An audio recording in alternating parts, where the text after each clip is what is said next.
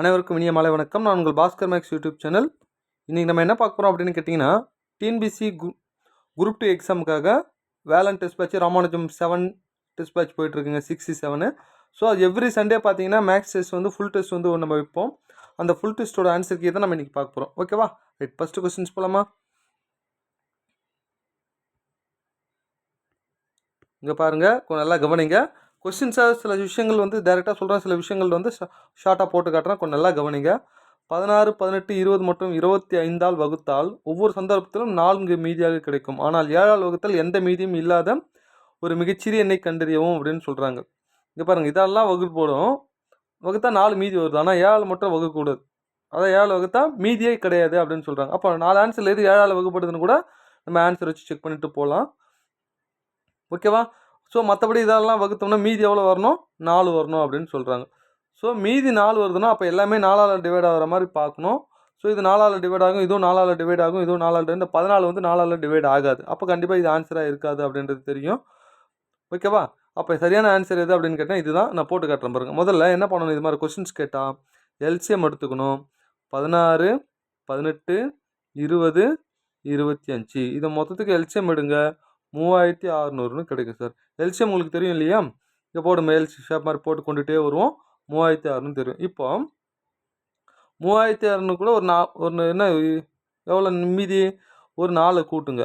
3604 7 வகுப்படுமா? வகுப்படாது, ஏன்னா ஆன்சரில் இல்லை. ஓகேவா? அப்போ இந்த 3000 சம்திங் கொடுக்குறான் இல்லையா? ஓகேவா? இதோட மடங்கில் தான் நமக்கு இருக்கும். இதோட மடங்கில் தான் வர ஆன்சரோட 4 கூட்டி பார்க்கணும். எது 7ஆல் டிவைடுன்னு பார்க்கணும். ஓகேவா? இங்கே இருக்க 4 ஆன்சரையும் பாருங்கள். ஓகேவா? ஸோ எத்தனை மடங்கு போட்டால் வரும் அப்படின்னு கேட்டிங்கன்னா 5 மடங்கு போட்டால் தான் வரும். இப்போ பாருங்கள், 3600 × 5 500 500 5030 சேப்பர் மீதி 3 3 5 5 3 18. இங்கே பாருங்கள் 18,000 வருது. அப்போ கீழே தான் சரியான ஆன்சராக இருக்கும். ஸோ 3600 × 5 + 4 நீங்கள் 2 போட்டிங்கன்னா 7200ன்னு வரும். அது கூட 4 ஆட் பண்ணிங்கன்னா ஆன்சராக இருக்காது. ஓகேவா? 3 போட்டிங்கன்னா 9000 சம்திங்னு வரும். அது பார்த்தீங்கன்னா ஆப்ஷனில் இல்லை. 4 போட்டிங்கன்னா 4 3 12,000 சம்திங்னு வரும். ஆப்ஷனில் 13,100 வரும். பட் பார்த்தீங்கன்னா 7ஆல் வகுப்படுது. அப்போ 7ஆல் வகுப்படுது இதோட 5 மடங்கோட ஒரு 4 ஆட் பண்ணுறோம். அப்போ ஆன்சர் என்ன? 18,000 + ஒரு 4. அப்போ ஆன்சர் என்ன? 18,004 எங்கே இருக்குது அப்படின்னு கேட்டிங்கன்னா சி தான் சரியான ஆன்சர். ஓகேவா? ஸோ இது மாதிரி கொஸ்டின்ஸ் கொஞ்சம் நல்லா பார்த்துக்குங்க. அடுத்தது செகண்ட் கொஸ்டின்ஸ். இங்கே பாருங்கள், 5231 என்ற எண்ணுடன் ஒரு மிகப்பெரிய எண்ணை கூட்டப்படும் போது கிடைக்கக்கூடிய எண் இந்த எண்களால் மீதியின்றி வகுப்படுகிறது எனில் அந்த மிகப்பெரிய 4 இலக்க எண் யாது அப்படின்னு கேள்வி கேட்குறாங்க. ஓகேவா? இப்போது 5231 அதுதானே, இது கூட ஒரு எண்ணை கூட்டணும்னா இது எதாலும் வகுப்படக்கூடிய நம்பராக வருது. அப்போ இது மொத்தத்துக்கு நம்ம என்ன பண்ணணும்? எல்சிஎம் எடுத்துக்கணும். ஓகேவா? ஸோ 12, 18, 21, 30. ஓகேவா? இதுக்கு எல்சிஎம் எடுத்திங்கன்னா 4320 அப்படின்னு கிடைக்கும். ஓகேவா? இங்கே மேலே சொன்னோம் இல்லையா, அதே மாதிரி எல்சிஎம் எடுத்துக்குங்க.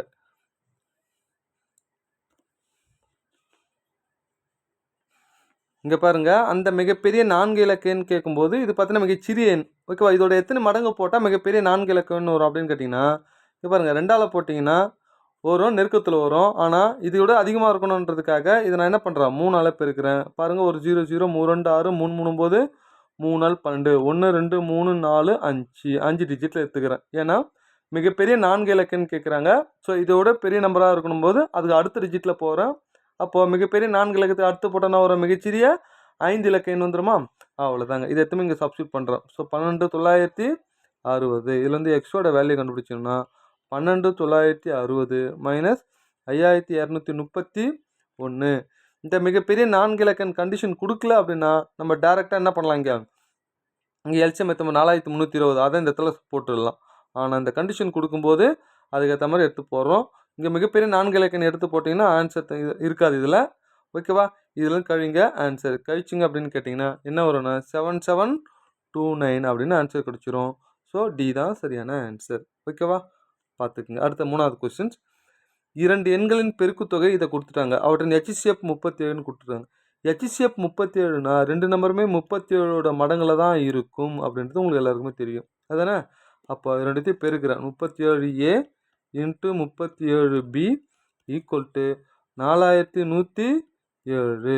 அப்போ ஏபி மட்டும் போட்டுட்டோம் அப்படின்னா 4107 டிவைட் 37 இன்ட்டு 37.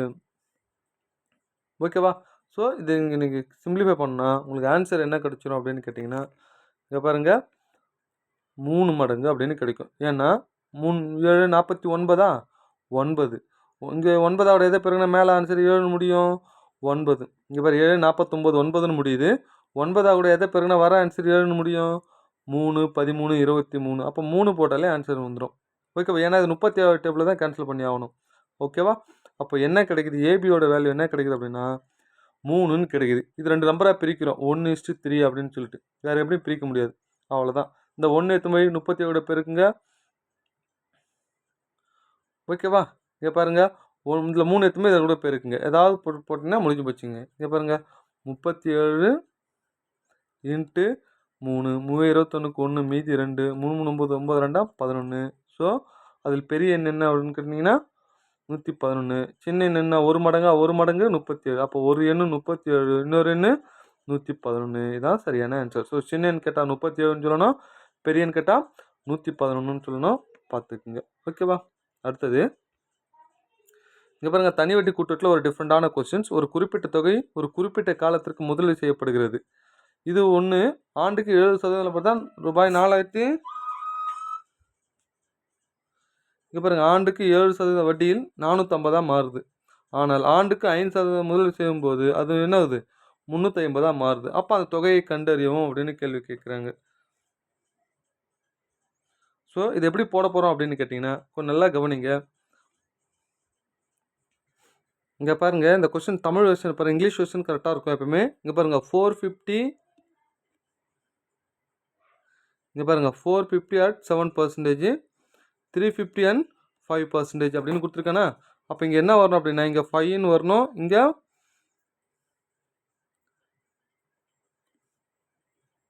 இருங்க, இங்கே பாருங்கள் இங்கிலீஷ் வெர்ஷனை பாருங்கள். 7 வந்து 450 அப்படின்னு கொடுத்துருக்காங்க. கரெக்டாக தான் இருக்குது. ஓகேவா? இங்கே பாருங்கள் 7 வந்து 450, 5 வந்து 350. ஸோ இதில் டேரெக்டாக பிரின்சிபல் அமௌண்ட் கேட்குறாங்கன்னா இதை அப்படியே மாற்றி மல்டிப்ளை பண்ணணுங்க. என்ன அப்படின்னு கேட்டிங்கன்னா இங்கே பாருங்கள் 350 இன்ட்டு 7 ஷார்ட்கட்டில் போடுறோம் சார், வேறு ஒன்றும் இல்லை. இது மாதிரி மாடலில் வந்தால் கற்றுக்குங்க. 450 இன்ட்டு 5 டிவைட் 7 மைனஸ் 5 அவ்வளோதான் சார். ஓகேவா? ஸோ இதுக்கு உண்டான அமௌண்ட் இது, இதுக்கு உண்டான அமௌண்ட் இது. ஸோ இங்கே இதை என்னன்னு தெரியாது, பர்சன்டேஜ் மட்டும் தான் தெரியுது. ஸோ அதுக்கேற்ற மாதிரி ஷார்ட்கட்டில் போடுறோங்க. ஓகேவா? இதை மல்டிப்ளை பண்ணுங்கள். இதை மல்டிப்ளை பண்ணிங்கன்னா என்ன வரும் அப்படின்னு கேட்டிங்கன்னா 2450 அப்படின்னு மாறும். இது 2250 அப்படின்னு மாறும். டிவைட் 2. 450 250 போச்சுன்னா 200 டிவைட் 2. அப்போ ஆன்சர் என்ன 100 தான் சரியான ஆன்சர். ஸோ எங்கே இருக்குது ஏ தான் சரியான ஆன்சர், பார்த்துக்குங்க. ஓகேவா? நெக்ஸ்ட் அடுத்தது 5வது கொஸ்டின்ஸ். ராம் ஒரு குறிப்பிட்ட தொகை ஒரு நிறுவனத்தில் ஆண்டுக்கு 12% எளிய வட்டியில் 4 ஆண்டுகளுக்கு டெபாசிட் செய்தார். மேலும் அந்த தொகையை ஒரு வங்கியில் 5 ஆண்டுகளுக்கு நிலையான வட்டியில் 15% வட்டியில் டெபாசிட் செய்தார். 2 மூலங்களிலிருந்தும் உள்ள வட்டியின் வேறுபாடு எனில் ஒவ்வொரு வழிகளும் டெபாசிட் செய்த தொகை என்ன அப்படின்னு ஒரு ஈக்குவலான அமௌண்ட்டை, ஓகேவா, அவர் 2 விதமாக பிரித்து போகிறார். ஒன்று 12%, ஸோ எண்ணுக்கு 4. இன்னொன்று என்ன அப்படின்னு கேட்டிங்கன்னா 15%, எண்ணுக்கு 5. அதானே? ஸோ இது ரெண்டுத்துக்கும் வித்தியாசம் தான் எவ்வளோன்னா 1350. ஓகேவா? அப்போ இது எவ்வளோ 4 12 48. 48. இது 15 75. அவ்வளோதாங்க. இங்கே பாருங்கள் 75ல் 48 கழிங்க. இங்கே பாருங்கள் 27 மடங்கு தான் 1350. ஏன்னா டிஃப்ரென்ஸ் எவ்வளோ 27 கண்டுபிடிச்சிருப்பாங்க. ஓகேவா? இன்ட்டு 100 போட்டால் அசல் கிடச்சிடும். இது பாருங்கள் 9 அடிக்கலாமா? 9 27, 9 9, மீதி எவ்வளோ 4, 9 45, ஒரு 0, 1 3 3, 3 5, ஒரு 0. அவ்வளோதாங்க. ஸோ 50 இன்ட்டு 100, 50 இன்ட்டு 100 அப்படின்னு போட்டிங்கன்னா என்ன ஒரு ஆன்சர்? ஸோ 5000 சரியான ஆன்சர். முடிஞ்சு போச்சு. எங்கே இருக்குன்னா டி தான் சரியான ஆன்சர், பார்த்துக்குங்க. ஓகேவா? நெக்ஸ்ட்டு அடுத்தது, ஒரு தொகை 4 ஆண்டுகளில் அதன் அசல் மதிப்பை விட 16 மடங்கு ஆகிறது.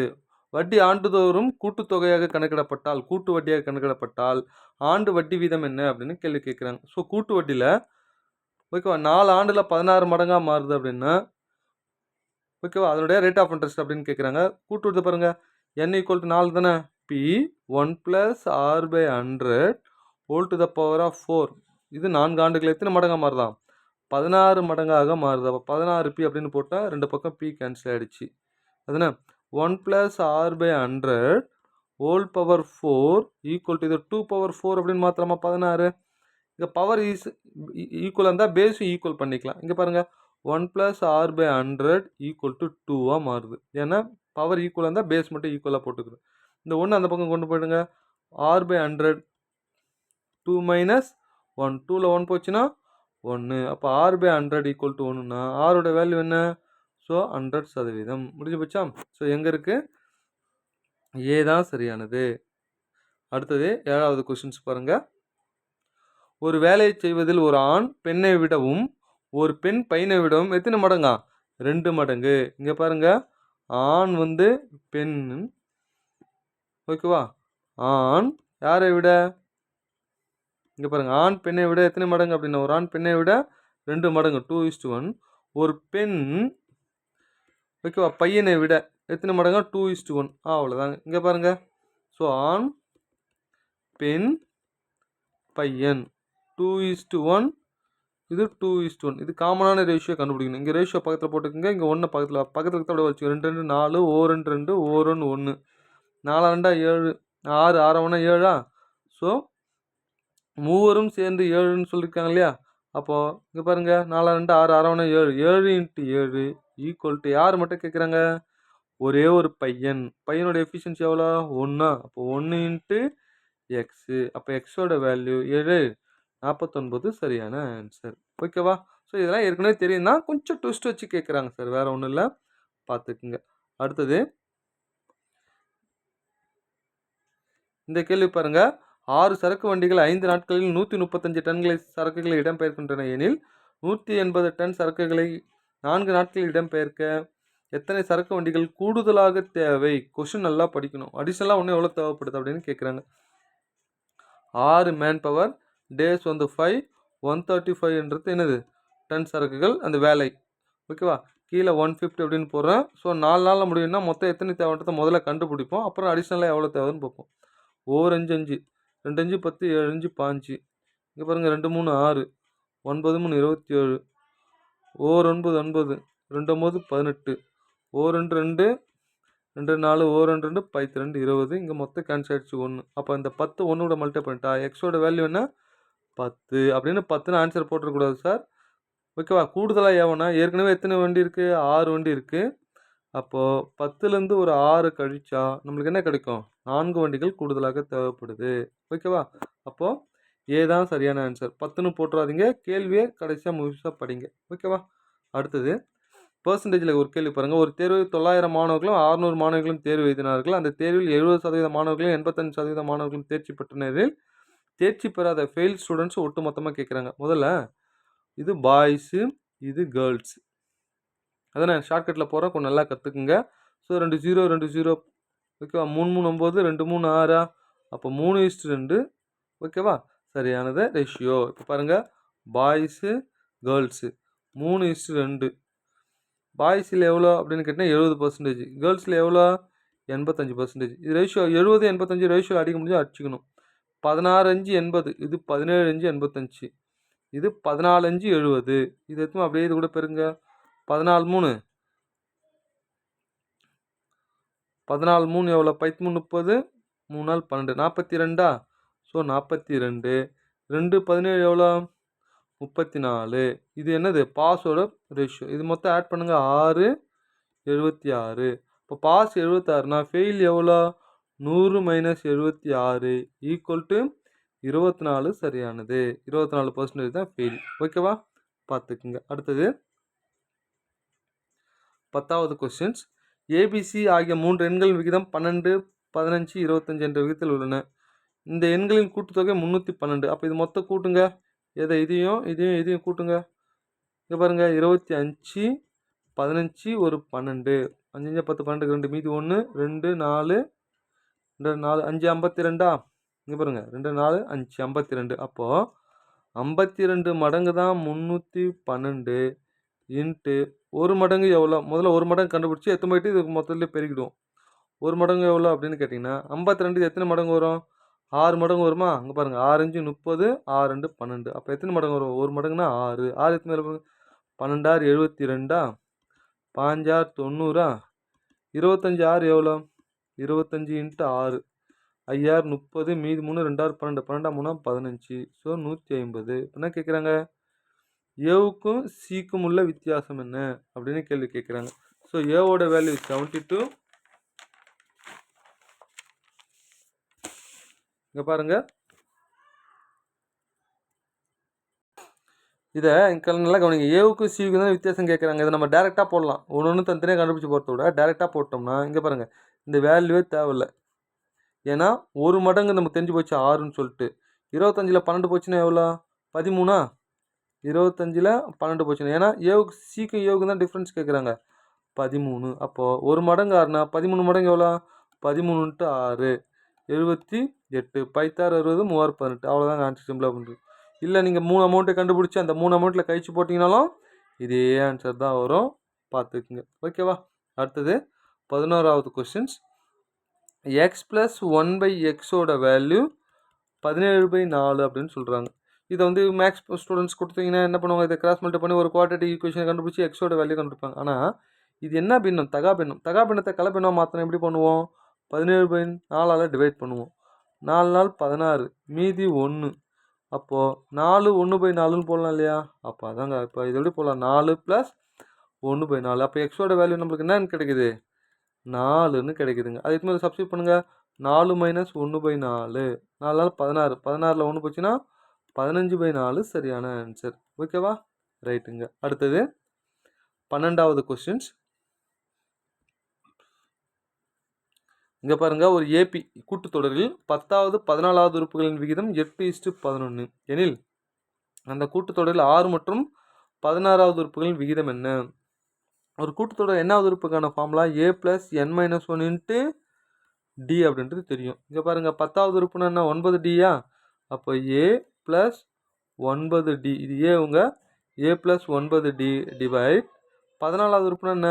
a + 13d = 8/11. இதை கிராஸ் மல்டிப்ளை பண்ணிவிட்டு ஏவுக்கும் டிக்கும் ரேஷியோ கண்டுபிடிக்கணுங்க.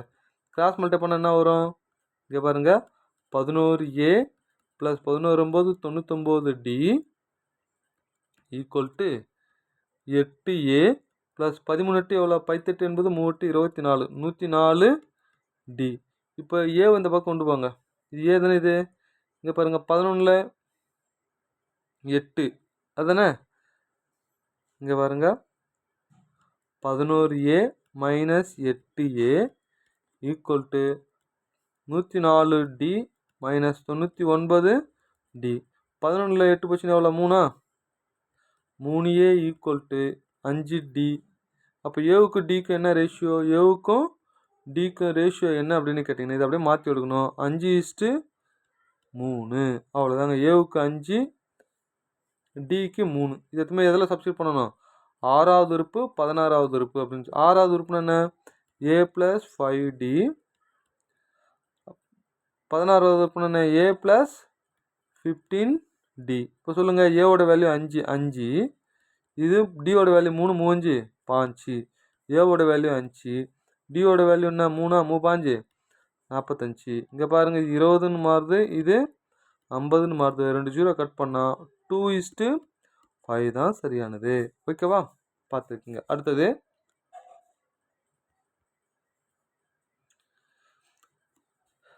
13வது கொஸ்டின்ஸ் பாருங்கள். ஒரு கனச்செவ்வகத்துடைய கனசதுரம் அதானே கியூபிக் கனளவு 729. அப்போது வால்யூமோட ஃபார்முலா என்னென்னா a³ = 729. அப்போ ஏவோட வேல்யூ எப்படி போடலாம்? இது 9³ போடலாமா? அப்போ 9 தான் ஆன்சர். மூலவிட்டம் என்னன்னு கேட்குறாங்க. டயகனல் ஃபார்முலா என்ன அப்படின்னா √3a. ஃபார்முலா தெரியணுங்க. ஃபார்முலா தெரியலாம் ஒன்றுமே பண்ண முடியாது. அப்போ ஏவோட வேல்யூ 9 9√3 தான் சரியான ஆன்சர். எங்கே இருக்குது பாருங்கள், பி தான் சரியானது. ஓகேவா? நெக்ஸ்ட்டு அடுத்தது 14வது கொஸ்டின்ஸ். ஒரு கூம்பின் அடிப்பக்க ஆரம் 22.1 சென்டிமீட்டர், உயரம் 8.4 சென்டிமீட்டர். அது ஒரு கோளமாக, நல்லா கவனிக்கணும், ஒரு கோளமாக உருவாக்கப்படுகிறது. அப்போ ரெண்டுக்குள்ளே கன அளவுகள் சமம் தானே, அவ்வளோதாங்க. போட்டால் இது ஆரம் கிடச்சிரும். கூம்போட கன அளவு ஃபார்முலா என்னென்னா 1/3 πr² h ஈக்குவல் டு கோலத்துடைய கன அளவு என்னென்ன 4/3 πr³ ரெண்டு பக்கம் பை கேன்சல் ஆகிடுச்சு, 3 கேன்சல் ஆகிடுச்சு. இங்கே ஆறு எவ்வளோ, கூம்போட ஆரம் எவ்வளோ 2.1 × 2.1, h எவ்வளோ 8.4 ஈக்குவல் டு இங்கே 4ன்னு இருக்குது, இங்கே r³ இருக்குது. அதுதானே. இப்போ இந்த கோலத்தோட ஆரம் தான் கண்டுபிடிக்கணும். இது 4 அடிங்க, ஒரு நாள் 4, 2 நாள் 8, புள்ளி ஒரு நாள். அப்போ இங்கே r³ இருக்கா, இங்கே பாருங்க 2.1 2.1 2.1, அப்போ 2.1 ஹோல் கியூப் அப்படின்னு வருது. அப்போ ஆரோட வேல்யூ என்ன அப்படின்னு கேட்டிங்கன்னா 2.1 தான் சரியானது. எங்கே இருக்குது பாருங்கள் 2.1, ஸோ பி தான். ஓகேவா. நெக்ஸ்ட்டு அடுத்தது 15வது கொஸ்டின்ஸ். 7 மதிப்புகளின் சராசரி 81, அவற்றில் ஒரு மதிப்பு நீக்கப்படும் போது மற்ற மதிப்புகளின் சராசரி 78ஆக அமைகிறது எனில் நீக்கப்பட்ட மதிப்பு என்ன அப்படின்னு கேட்குறாங்க. ஸோ 7 மதிப்போட சராசரி மொத்த தொகை வேணும்னா 7 × 81 போடுவோம். 1 7 8 56. ஒரு மதிப்பெண் நீக்கப்பட்டால் இங்கே 6 மதிப்பாக மாறுது. அப்போ சராசரி எவ்வளோ 78. 6 8 48, 8 மீது 4. ஓகேவா. 7 42, 42 46, அவ்வளோதாங்க. இதை கழிங்க 99ன்னு மாறும். ஏன்னா 9 8 17 மீதி 1 9 10 16 99 மாறும். அப்போ இங்கே இடையில எத்தனை எண், ஒரு இரண்டுக்கு டிஃப்ரென்ஸ் எடுக்கிறேன் ஒரு. அப்போ அந்த ஒன்றாவது எண் என்ன, நீக்கப்பட்ட எண் 99. ஸோ சி தான் சரியானது. ஓகேவா. நெக்ஸ்ட் அடுத்தது 16வது கொஸ்டின்ஸ் பாருங்க. இங்கே பாருங்க, இது அடுத்த நம்பர் என்னன்னா முன்னாடி இருக்கிற நம்பரோட ஆட் பண்ணி போட்டால் இது வருங்க. இங்கே பாருங்க, இது கூட இது ஆட் பண்ணுங்க 5/600, இது கூட இது ஆட் பண்ணுங்க 7. இவனை செக் பண்ணுங்களேன். இது கிராஸ் மல்டிப்ளை பண்ணுங்க, கிராஸ் மல்டிப்ளை பண்ணால் 3 + 2/6, 5/6 வந்துச்சா. நெக்ஸ்ட் இது ரெண்டுத்தையும் கிராஸ் மல்டிப்ளை பண்ணுங்க. 4 6 6 3 5 டிவைட் 3 18, 5 6 21/18. இதால் 7 3 21, 6 3 18, 7/6 வந்துச்சு பாருங்க. ஓகேவா. நெக்ஸ்ட் இது ரெண்டுத்தையும் கிராஸ் மல்டிப்ளை பண்ணுங்க. கீழே 6 கூட்டுங்க பார்ப்போம். அதாவது கூட்டும்போது கீழே டினாமினேட்டர் சேம் இல்லை, கிராஸ் மல்டிப்ளை பண்ணி ஆட் பண்ணுறேன். இங்கே பாருங்க, இங்கே சேம் ஆகுதா, 7 5 12, 12 6 டிவைட் பண்ணால் 2. அப்போ இது ரெண்டுத்தையும் ஆட் பண்ணால் முடிஞ்சு போச்சுங்க. அடுத்தது 7/6 + 2, இதே மேலே 6/6 அப்படின்னு போடுறேன். 7 + 2 6 12, கீழே 6 காமனு, 19/6. எங்கே இருக்குது 19/6ன்னா ஏ தான் சரியானது. ஓகேவா. நெக்ஸ்ட்டு அடுத்தது மாறுபட்டது எது அப்படின்னு கேட்குறாங்க சார். கொஞ்சம் நல்லா கவனிங்க. இதை பார்த்தீங்கன்னா நிறைய பேருக்கு 30 எல்லாமே ஒரே மாதிரி தான் சார் இருக்குது, எதுங்க அப்படின்னு கேட்டிங்கன்னா இது 6² அப்படின்னு போடலாம், இது 10² அப்படின்னு போடலாம். அதானே. இது எவ்வளோ 8² அப்படின்னு போடலாம், இது 12² அப்படின்னு போடலாம். அப்போ எல்லாமே ஸ்கொயர் நம்பர் தான். எதுங்க மாறுபட்டது அப்படின்னா பி தாங்க சரியான ஆன்சர். ஏன்னா இந்த 64 4 கியூப்லேயும் போடலாம், கியூபிக் நம்பரில் வருது, அதனால் பார்த்துக்குங்க. ஓகேவா. நெக்ஸ்ட்டு அடுத்தது 18வது கொஸ்டின்ஸ் பாருங்கள். ஸோ அடுத்தது என்ன அப்படின்னு கேள்வி கேட்குறாங்க. இந்த 3 எழுத்து இங்கே பாருங்க, இங்கே ஒரு 3 எழுத்து, இங்கே ஒரு 3 எழுத்து, அடுத்தது என்ன அப்படின்னு கேட்குறாங்க. ஸோ இது மாதிரி கேட்டாங்கன்னா முதல்ல ஏபிசிடி எழுதிக்குங்க. ஓகேவா. இங்கே பாருங்கள், A B C D E F G H I J K L M N O P Q R S T U V W X Y Z. இங்கே பாருங்கள், டி வந்து ஹெச்ஆ மாறுது, டி வந்து ஹெச் 1 2 3 + 3 அப்படின்னு வருது. ஹெச் வந்து எம்ஆ மாறுது, ஹெச் வந்து எம் 1 2 3 4 5 + 5 அப்படின்னு மாறுது. ஸோ அந்த லாஜிக்கில் பார்த்தா வரல. ஆனால் எங்கே கொஞ்சம் நல்லா யோசிச்சு பாருங்களேன். டிஇஎஃப் நடுவில் ஒரு எழுத்து ஜி விட்டுக்கிறாங்க, ஹெச்ஐஜே அடுத்தது கேஎல் விட்டாங்க, எம்என்ஓ அடுத்து எத்தனை ஒன்று ஓ, பிக்யூஆர் 3 விட்டுட்டு அடுத்தது எஸ்டியூ. பாருங்கள் புரியுது என்ன லாஜிக்னு. டிஇஎஃப் ஜி விட்டுட்டு ஹெச்ஐஜே கேஎல் விட்டுட்டு எம். ஸோ முதல்ல 1 வராங்க, அப்புறம் 2 வராங்க, அப்புறம் 3 விட்டு நம்ம போட்டோம்னா எஸ்டியூ தான் சரியான ஆன்சர். ஓகேவா. பார்த்துக்குங்க. அடுத்தது இங்கே பாருங்க. ஸோ இந்த வார்த்தையை குறிக்கிறது, இந்த வார்த்தை எதை குறிக்கும் அப்படின்னு கேள்வி கேட்குறாங்க. முதல்ல இங்கே பாருங்க, இந்த நம்பர்லாம் கொடுத்துருங்க. முதல்ல இது ஏபிசிடி எழுதி நம்பர் கொடுத்துருங்க.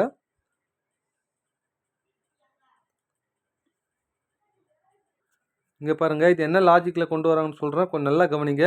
முதல்ல IVORYக்கு நம்பர் மேலே எழுதலாமா? இங்கே பாருங்க, IVORY. ஐயோட நம்பர் என்னன்னு பாருங்க. ஐயோட நம்பர் 9. 9. வியோட நம்பர் பாருங்க, V 22. அடுத்து O பாருங்க 15. அடுத்து R பாருங்க 18. அடுத்து Y பாருங்க 25. ஓகேவா? இது என்னவா மாறுது அப்படின்னு கேட்டால் ZWSPJ அப்படின்னு மாறுது. கொஞ்சம் பொறுமையாக கற்றுக்கணும். ஸோ ரீசனிங்கில் எப்படி நல்லா கவனிங்க. இந்த நம்பரை ஒன்று ஆட் பண்ணி டிசெண்டிங் ஆர்டரில் போட்டிருக்காங்க, இறங்கு வரிசையில் போட்டிருக்காங்க. சரி, இதில் எது பெரிய நம்பரு? 25. அது கூட ஒன்று ஆட் பண்ணால் 26. அப்போது ஒய்க்கு அடுத்த நம்பர் என்ன? ஸோ ஒய்க்கு அடுத்தது என்ன வரும்? Z. அடுத்த பெரிய நம்பர் இது விக்கு அப்புறம் என்ன வரும்? W. இது பாரு 25 முடிச்சிச்சு, V முடிச்சா. அடுத்து என்ன வரும்? 18. ஆறுக்கு அப்புறம் என்ன வரும்? S. ஓகேவா? ஸோ 6 முடிஞ்சு போச்சு. அடுத்தது ஓக்கு அப்புறம் என்ன வரும்? P. பாருங்க P வருது. அப்புறம் ஐக்கு அப்புறம் என்ன வரும்? Jன்னு வருது. புரியுதா என்ன லாஜிக்னு? அப்போ அதே மாதிரி இதை கண்டுபிடிக்கணுங்க. சியோட வேல்யூ என்ன? 3. ஆரோட வேல்யூ என்னன்னு பாருங்க 18. ஈயோட வேல்யூ என்னன்னு பாருங்க 5. ஏவோட வேல்யூ 1. எம்மோட வேல்யூ 13. இதில் எதுங்க பெரிய நம்பரு? பாருங்க 13. இது 1, இது 5, 18. 18 தானே? அப்போ 6. ஆறுக்கு அப்புறம் என்ன வரும் அப்படின்னு கேட்டிங்கன்னா S வரும். ஸோ 18 முடிஞ்சு போச்சு. அடுத்த பெரிய நம்பர்னா 13. எம்முக்கு அப்புறம் என்ன வரும்? N வரும். ஸோ 13 முடிஞ்சு போச்சு. அடுத்து என்ன இருக்குது? 3, 1, 5ன்னு இருக்குது. ஸோ 5 எடுத்துக்கலாமா? 5ன்றது ஈக்குன்னுக்கா. அடுத்து என்ன வரும்? F வரும். ஸோ 5 முடிஞ்சு போச்சு. அடுத்து C இருக்குது. சிக்கு அப்புறம் என்ன வரும்? D வரும். அது முடிஞ்சு போச்சு. அடுத்து 1 இருக்குது. 1க்கு அப்புறம் என்ன வரும்? 2வது எழுத்து எது? B. அதானே? அவ்வளோதாங்க. எங்கே ஆன்சருக்கு பாருங்கள், B தான் சரியான ஆன்சர். ஸோ லாஜிக் புரியுதுங்களா? ஸோ பொறுமையாக கற்றுக்கிட்டோம்னா ஈஸியாக இருக்கும். பார்த்துக்குங்க. லாஜிக் எப்படி ஒன்றா இருக்கலாம் கொஸ்டின்ஸுங்க. அடுத்தது 20வது கொஸ்டின்ஸ். இங்கே பாருங்க, ஒரு தந்தை தன் மகனிடம் நீ பிறக்கும்போது நான் உன் தற்போதைய வயதில் இருந்தேன் அப்படின்னு சொல்கிறாங்க. ஸோ இது மாதிரி சொல்கிறாங்களே என்ன அர்த்தம்னா, தந்தையின் வயசு 36னா மகன் வயசு அவனோட பாதியில் இருக்கும் மகனுக்கு. ஓகேவா? ஸோ 36/2 18 தற்போதைய வயசு. ஆனால் 5 வருடங்களுக்கு முன்பு பையனோட வயசு என்ன? முன்புனா கழிக்கணும். 15 18 5 போச்சுன்னா என்ன வரும்? 13 சரியான ஆன்சர். ஓகேவா? அடுத்தது 21வது கொஸ்டின். முற்பகல் 7 மணிக்கு 100 மணி நேரத்துக்கு பிறகு என்ன நேரம் அப்படின்னு கேட்குறாங்க. காலையில் 7 மணிக்கு 7 AM 100 மணி நேரம் கழிச்சு. அப்போ எத்தனை நாள் அப்படின்றத 24ஆல் டிவைட் பண்ணுறேன். ஸோ 4 மடங்கு போடுறேன். 96. மீதி எவ்வளோ? 4. அப்போ 4 நாள் ரவுண்டாக வந்துருச்சு. காலையில் 7 மணிக்கு வந்து 4 நாள் கழிச்சு வந்துச்சு. ஸோ 5வது நாள் பார்க்கும்போது மீதி 4ன்னு இருக்கா. அப்போ 7 கூட ஒரு 4 கூட்டுங்க, என்ன வரும்? 11. அதே AM. ஸோ எங்கே இருக்குது? D தான் சரியானது. ஓகேவா? பார்த்துக்குங்க. அடுத்தது 22வது கொஸ்டின்ஸ். இங்கே பாருங்க, ப்ளஸ் என்பது பெருக்கல், மைனஸ் என்பது வகுத்தல், பெருக்கல் என்பது கூட்டல், வகுத்தல் என்பது கழித்தல் என குறித்தால் இதோட மதிப்பு என்னன்னு கேட்குறாங்க. முதல்ல மாற்றலாமா? 12. கழித்தல் என்பது எதை குறிக்கிறது அப்படின்னு கேட்டிங்கன்னா வகுத்தல் 3. ப்ளஸ் என்பது எதை குறிக்கிறது? பெருக்கல் 5. பெருக்கல் என்பது எதை குறிக்கிறது? கூட்டல் 20. அவ்வளோதாங்க. ஸோ போர்ட் மாஸ் ரூலில் நம்ம அப்ளை பண்ணணும் அப்படின்னு கேட்டிங்கன்னா நல்லா கவனிங்க. முதல்ல டிவைடு. 12 3ஆல் டிவைட் பண்ண என்ன வரும்? 4. பெருக்கல் 5 ப்ளஸ் 20. 5 20. 20 கூட்டல் 20. அப்போ ஆன்சர் என்ன? 40 தான் சரியான ஆன்சர். ஓகேவா? பார்த்துக்குங்க. அடுத்தது 23வது கொஸ்டின்ஸ். உறவுமுறை கணக்கு ஒன்று கேட்டிருக்காங்க. புகைப்படத்தில் உள்ள ஒரு பெண்ணை சுட்டி காட்டி மீரா சொல்கிறாரு, அவளுடைய இங்கே ஒரு பெண் இருக்காங்க அதானே, அவளுடைய தந்தையின் இங்கே தந்தையின் ஒரே மகன்னா இவங்களோட சகோதரர், இந்த பெண்ணோட சகோதரர், தந்தையின் ஒரே மகனின் மனைவி என் மாமியார் அப்படின்னு சொல்கிறாங்க. ஸோ இங்கே ஒரு பையன் இருக்கான், அவங்களோட ஒய்ஃப் தான் யார் அப்படின்னு கேட்டிங்கன்னா மீரா. இங்கே பாருங்கள், இதுதான் மீராங்க. இங்கே பாருங்கள், இது புகைப்படத்தில் இருக்கிற அந்த பெண்ணு. ஓகேவா? மீரா சொல்கிறாங்க அந்த புகைப்படத்தில் பெண் யாருன்னா அந்த பெண்ணோட அவளுடைய தந்தையின் ஒரே மகனின் மனைவி, ஓகேவா, எனக்கு மாமனார் அப்படின்னா என் வீட்டுக்காரோட அம்மா அப்படின்றது மீரா சொல்கிறாங்க. இப்போ என்ன கேட்குறாங்கன்னா, மீராவின் கணவர், இதான் மீராவின் கணவர்னா இவரை பற்றி தான் நம்ம சொல்லணும். கணவர் இந்த புகைப்படத்துலக்கும் என்ன அப்படின்னு கேட்குறாங்க. நல்லா கவனி. இது மீராவோட கணவர், ஹஸ்பண்ட். இது ஹஸ்பண்டோட அம்மா, இது அப்பா, அப்பாவோட தங்கச்சி. அப்போ அப்பாவோட தங்கச்சி வந்து இந்த இவரு என்ன ஆகும் அப்படின்னா மருமக பிள்ளைன்னு வரலாம் இல்லையா? அப்போது ஏ தான் சரியானது. ஓகேவா? ஏன்னா இவர் யார்? மீராவோட கணவர், ஆண் பால். அதனால் மருமகள் வர வாய்ப்பு இருக்காது. ஸோ மருமகன் மட்டும் தான் சரியானது. ஓகேவா? அடுத்தது பசல்ஸ் கணக்கு நல்லா கவனிங்க. ஏபிசிடிஎஃப் என்ற 6 மாணவர்கள் வயலில் அமர்ந்துள்ளனர். ஓகேவா? ஏடி வந்து பாருங்க, ஏபி டெல்லியை சேர்ந்தவர்கள், மீதமுள்ளவர்கள் பெங்களூர். அப்போ பெங்களூர் சேர்ந்தவர் யார் அப்படின்னு கேட்டிங்கன்னா நல்லா கவனிங்க. ஏபி போச்சுன்னா சிடிஇஎஃப் இவங்களாம் பார்த்தீங்கன்னா பெங்களூர் சேர்ந்தவர்கள். அடுத்தது டிஎஃப் உயரமானவர்கள், மற்றவர்கள் குட்டையானவர்கள் அப்படின்னா ஏபிசிஇ இவர்கள் குட்டையானவர்கள். ஏசிடி பெண்கள் அப்படின்னா மற்றவர்கள் ஆண்கள் யார்? பிஇஎஃப் ஆண்கள். இப்போது பெங்களூரை சேர்ந்த உயரமான பெண் யார் அப்படின்னு கேட்குறாங்க. இப்போ பெங்களூர்லாம் யார் யார்? இங்கே பாருங்கள், பெங்களூர் யார்? நல்லா கவனிங்க. பெங்களூர் யாருன்னா சிடிஇஎஃப்.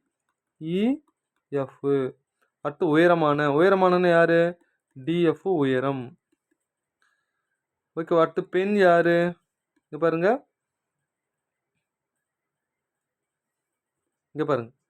பெண்கள் யார்? ஏசிடி பெண்கள், ஏசிடி. இப்போ இது மூணுத்துலேயே காமனாக இருக்குது எது பாருங்கள்? இங்கே பாருங்கள், டி இருக்குது, டி இருக்குது, டி இருக்குது. அப்போது டி தான் சரியான ஆன்சர். ஸோ இது மாதிரி டேட்டா கொடுத்து கேட்டால் போட தெரியணும், பார்த்துக்குங்க. அடுத்த லாஸ்ட் 25வது கேள்வி. 6 நண்பர்கள் ஏபிசிடிஎஃப் ஒரு வட்ட மையத்தை நோக்கி அமர்ந்திருக்காங்க. ஒரு வட்ட மையத்தை நான் வரைகிறேன். 6 பேர். ஸோ 1 2 3 4 5 6 அப்படின்னு சொல்லிட்டு, ஓகேவா? ஸோ இதுக்கு ஆப்போசிட்டில் இது, இதுக்கு ஆப்போசிட்டில் இது, இதுக்கு ஆப்போசிட்டில் இது அப்படின்னு சொல்லிட்டு போட்டிருக்கேன்.